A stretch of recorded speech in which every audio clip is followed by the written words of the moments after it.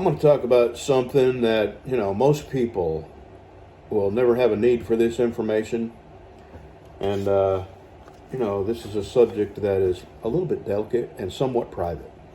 My colostomy. And I'm going to title it My Colostomy. I don't know how else to title it. And I just basically want to give some info that I've learned. This is 9 months I've had this now, 8 or 9 months. And, the thought process, the mental thing you go through, there's a lot of things involved to get used to wrap your head around, ways to make it convenient, ways of dealing with the minor embarrassment of it making noises. So, I'm going to start from the beginning. I had issues. I was sick for 2 years, terribly sick, and getting weaker and weaker and weaker. And, they put me in the hospital. I had an infection. They didn't know where. I had 8 colonoscopies. I just had my 9th, but there's a reason for the 9th. They're trying to see if I can get hooked back up.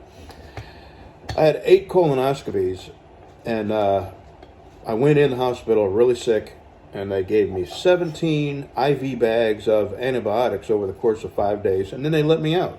Still didn't know why I had this infection. And I came home for about 2 months, and I was so sick I could hardly move. And one day I got up and I told my wife, that's it, I got to go to the hospital. I just don't know what else to do. I went to the hospital, and they cut 16 inches of colon out. I had, something called fistulas. And my colon, one of the fistulas had rubbed a hole in my bladder. So I had stuff that's not supposed to, I had stuff that's supposed to come out the other hole, coming out the front hole, okay? Not good. And a little, something funny, when I knew I had problems was I was standing at the toilet peeing one time, and my tallywhacker farted. I had, that's a shock right there. So, they knew I had problems, and they had to go in and find out exactly what. Well, they took some colon out, and when they do that, they run what's left of your colon out right here. I'm not going to show you. It's just right here. It's a bag. And, God, it was unbelievably painful, the recuperating. And they send in Nurse Ratchet to make you get up and move around. You have to be old to know who Nurse Ratchet is. One Flew Over the Cuckoo's Nest. That was a very old movie with, what is his name? I can't remember his name. The Shining. He was in The Shining too. Jack Nicholson. One of his earliest big movies. The movie was based on a book, which I read. Yeah, I was a reader when I was a kid. One Flew Over the Cuckoo's Nest, and he was put in a crazy asylum, and there's this really mean nurse named Nurse Ratchet, and basically they were at each other. That's where the Nurse Ratchet reference comes from. So they make you get up like 5 days after surgery and walk around. The first day, man, I could just barely make it out the door, turn left and go, 70 feet, and that was it. And I didn't think I was going to get back. And I'm a big guy, so if I fall, it's going to take a couple of people to pick me up. And they had this little skinny nurse, like she could do anything if I fell, And they put this belt around you that there's just no, maybe it makes them feel good, but there was no way if I fell anybody was going to stop me, especially this little skinny beanpole girl they had walking with me. So 17 days later, they let me out. And I was on a walker here. I had lost so much strength and muscle. Maybe for somebody who gets it done without being as sick for as long as I was. Because before that, I was losing stamina and energy. And it was all I could do to walk down here to my shop from my house, which is behind you there. And towards the end there, I wasn't even doing that. So anyway, the thought of your poop now coming out your belly is a little, you know, I'm kind of an adaptable guy. So I think for me it was a little easier because I do tend to, all my life I've had hard things happen to me. I grew up, left early, joined the Army, barely made it through boot camp at 17. And so I'm used to having to adapt to difficult things. I've had hard jobs all my life. And this is just one more kick in the head, you know what I mean? Before that, I had my thyroid gland. That's what I mean. It just never ends. It's always something. This is just one more of them. So it was probably a little bit easier for me to adapt to it. One, because it's kind of like my life, my personality. I'm used to adapting to the unpleasant difficulties and figuring out a way to live with them or live around them. And that's just one more. But maybe for some people it might be even more devastating because it's an awful, embarrassing, and personal thing that's right out there in front of everybody now. It's not inside you where it's supposed to be. It's in a bag. And this is leading up to some advice.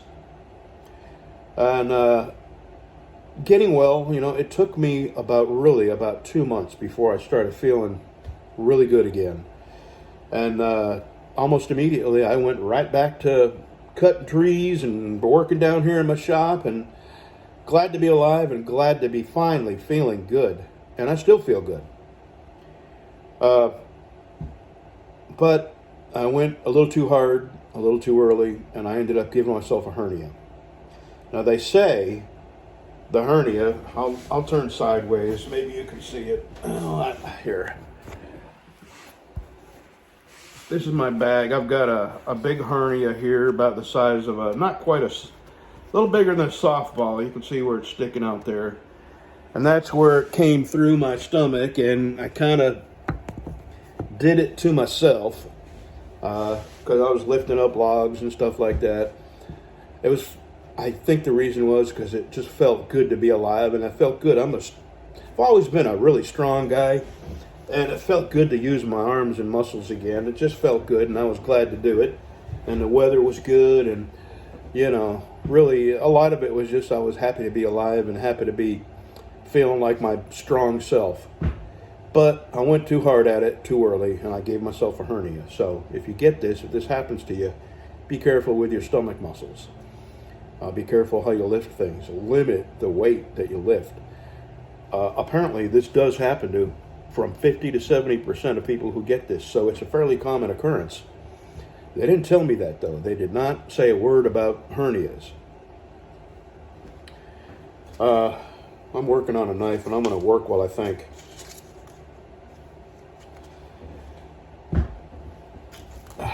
The next thing I want to talk about is the bags. It's hard to wrap your brain around several things. It doesn't feel clean. You don't feel clean. You feel icky, nasty. It's a hard feeling to get around, get over, get past. And the first thing I want to tell you is there's a bunch of different styles of bags out there. And each one of these heals differently. Some of them have a little tiny stoma. Some of them have a big stoma. Some of them you got to get a bigger bag so you can cut a bigger hole and have enough adhesive left to stick to your stomach. And what I found was these bags called flippers.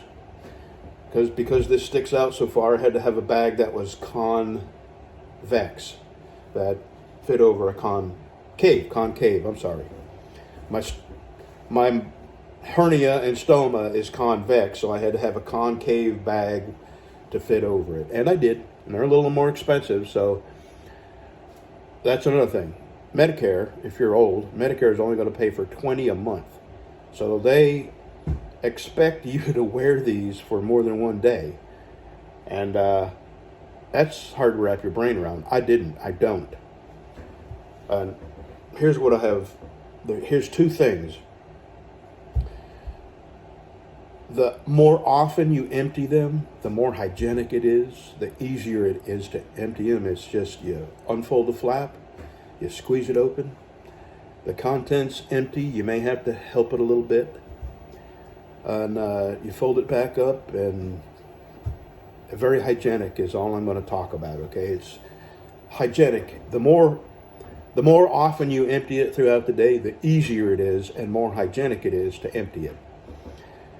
Another thing I found, it was hard to make my brain accept the fact that I was walking around with this hanging off my belly with contents. Not all the time, but I'm a big guy and I do eat a lot, so consequently, I produce a lot. But there are times when you don't. Here's what I found, that at night, nothing goes into the bag. And that's a good thing to know. I don't know if everybody's like that. Maybe your body just doesn't do that at night. So here's what I do. I put a bag on. I take a shower, clean everywhere. And here's another very personal thing. You are going to have a couple of instances where you may have to carry paper towels with you when your bag's not on, okay? I won't get into it any more than that because it is embarrassing. For me too, and I'm not, I'm not easily embarrassed. Not easily. But there are some things that are going to be very uncomfortable for me to talk about and for you to get used to, because it's going to happen. And the easiest way to get past it is just accept it as part of you. Your home, or even if you're at work, there are ways to deal with it cleanly, hygienically, and not make a big scene, or, nobody has to know. So try different bags. Here's another thing. As you heal, your stoma is going to change. So, it might stick out, it might sink in. They do the best they can, but they can't predict how your body is going to heal and what it's going to ultimately look like after a few months. Mine now is at the point where it's not changing anymore. It's way different than it was when I first got it. So don't get a whole bunch of bags and cut a whole bunch. You got to cut your own holes in them. Don't do that far ahead, maybe a few days ahead, a week ahead, because it's going to change size. And those bags that you bought may not fit you anymore. You may have to buy a different kind of bag. There's another thing.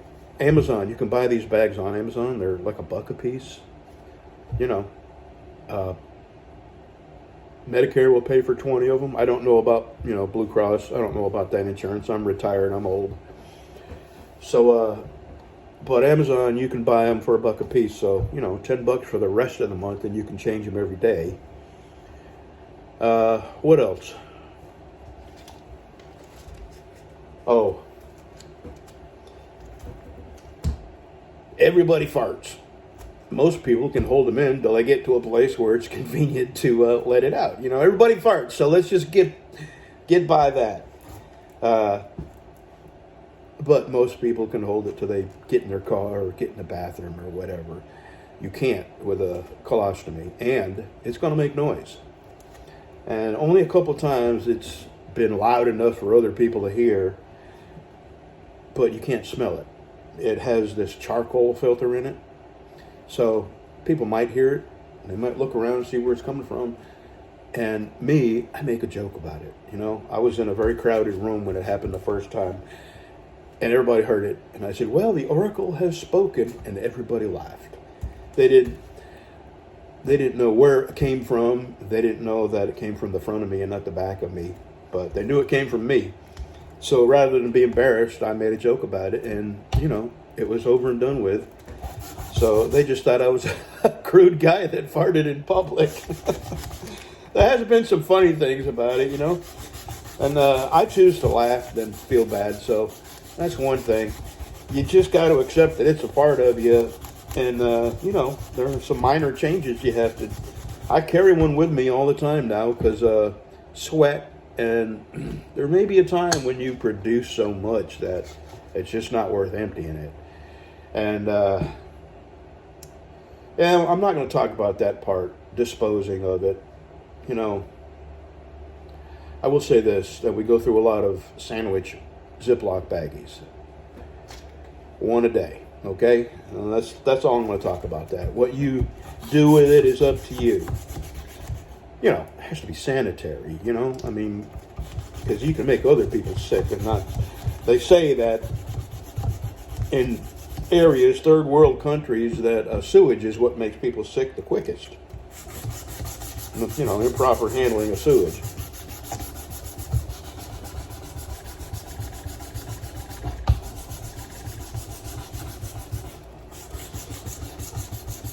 Well, let me see. I can't think of anything else.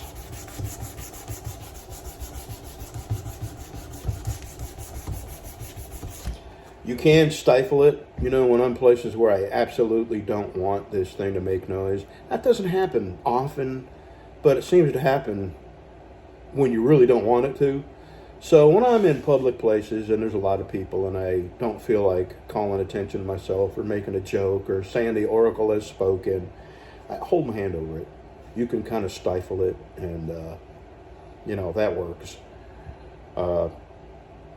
There are very expensive bags which have the charcoal filter, and that's the ones I use. And there are cheap bags that you can buy from Amazon. And if I'm just going to be around the house, I use the cheap bags. If I'm going somewhere, I use the expensive bags and spare the public.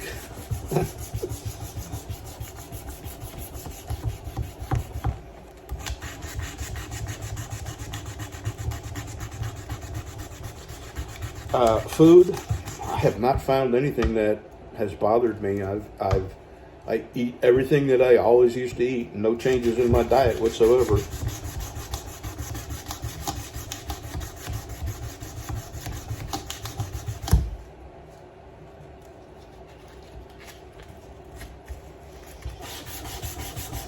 The most memorable thing is the pain. I can take a lot of pain. I've broken bones. I've cut fingers off, and I get cut down. I got a cut here. Can you see it? Right here. I have no idea where that came from. I was bleeding when I went home. My wife said, "Oh, you cut yourself." I went, "Where?" "Oh, yeah, so it's a big cut. I have no idea where. It happened here somewhere, but no idea where." I mean, I can take a lot of pain, but this really was painful. I don't want to scare you. If you're looking at getting this done, it's worth it. And, you know, pain or die. That's your options. And I'm kind of looking forward to, well, I'm at the point now where we're discussing me getting reconnected. Some people can't. Some people, they have removed so much that there's not enough left to reconnect. And here's another thing. God, this really is personal. Your body still creates in what's left back here. Your body still creates a liquid. I don't know what it's for. I haven't talked to the doctor enough, but they say it's not odd. I still have to sit on the toilet. And a liquid comes out, you know. It's not poop.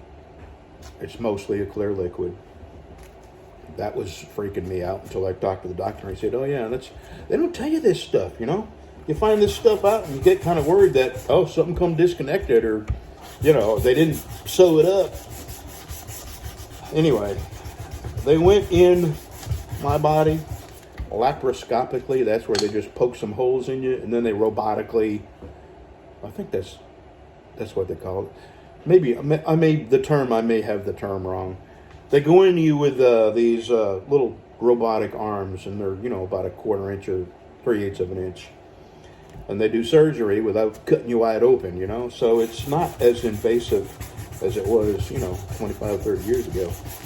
My dad had this very same thing, and he had a colostomy. It seems like, I think it was about 10 years before he got reconnected. I think it was in the 70s when he got his colostomy. And he was a welder, and he lifted heavy things and welded and worked every day until he got reconnected. So he had a normal life, you know. And I don't recall my dad going through any embarrassing moments. So it's highly doable. But when you first have this done, it does take some getting used to wrapping your head around.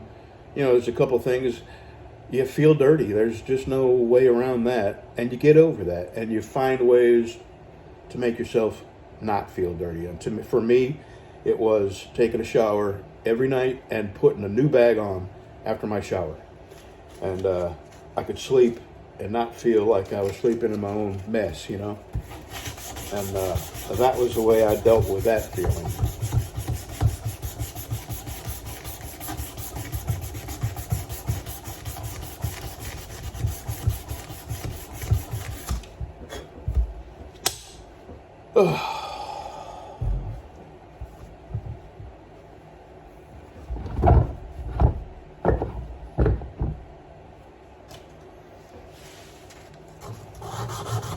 So, if you have any questions, if this is something that you may be looking at, having done, I'll answer questions if you want to ask me questions in the comments, or my email is bctruck@gmail.com if you want to ask me something even more, embarrassing or private. I'll talk about it, and I'll tell you everything that's happened to me, and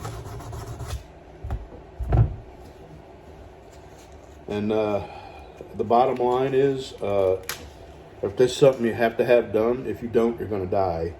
So it's worth it.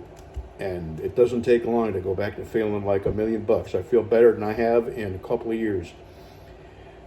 Well, anyway, I did start talking about me getting hooked up.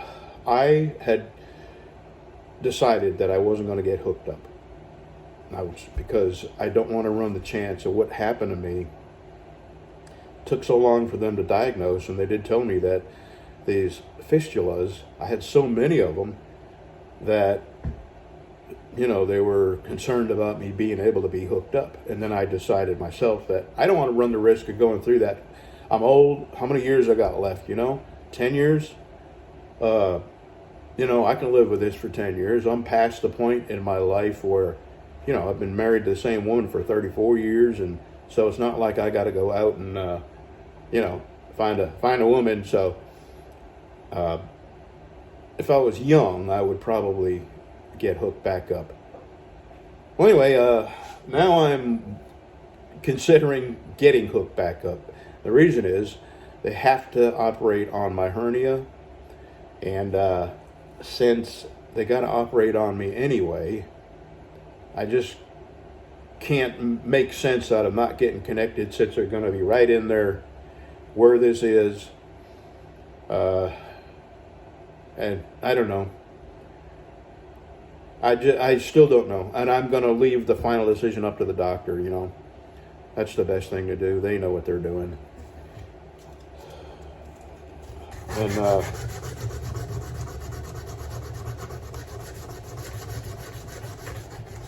the thing is, if I get this hernia surgery and I don't get reconnected, what they have to do around my stoma is so difficult and invasive that I probably won't be able to get reconnected if I decide later on. If I decide not to get reconnected now and they do the hernia surgery, then that really limits the possibility of me getting reconnected even further down the road. Because of that, I'm now thinking that I might go ahead and get reconnected. Plus, I miss my quiet YouTube time on the toilet.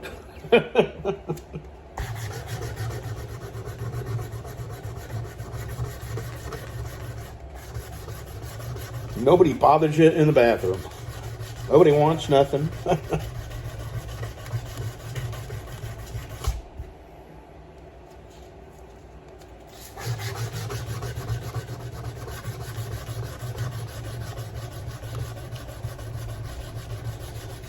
Okay, that's all I can think of.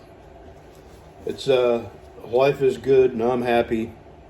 I could work, and if I wanted to go back to work, I could work with this and deal with it at work. I'm happy I don't have to. I'm happy I'm retired, and I can deal with this at my house, so I don't have to, be embarrassed or run the risk of offending other people. So, let me know if you have any questions. I'd be happy to answer them. Take care.